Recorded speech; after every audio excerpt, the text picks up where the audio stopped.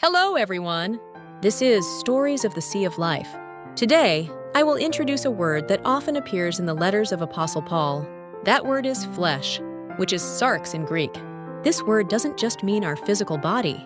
Adding the explanation of Professor NT Wright, a master of New Testament studies, the most basic way Paul uses the word flesh is to refer to our physical bodies. When talking about the resurrection in 1 Corinthians 15, this meaning is clearly shown. Paul says that we are sown a natural body and raised a spiritual body.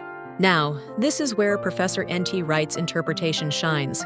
Professor Wright explains that the flesh Paul speaks of is not just the body, but refers to the entire state of a human being who rebels against God and is enslaved to sin.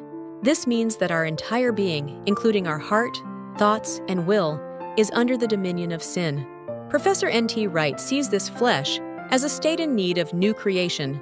Another law at work in his members is at war with the law of his mind and makes him a prisoner of the law of sin.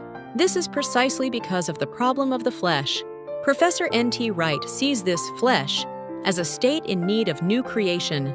There is another important usage. It is used to represent human effort, background, or pride.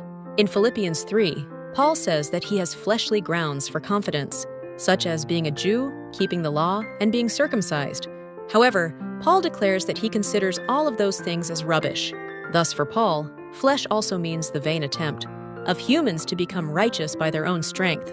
Integrating all these meanings, Professor NT Wright defines flesh as the state of human existence alienated from God.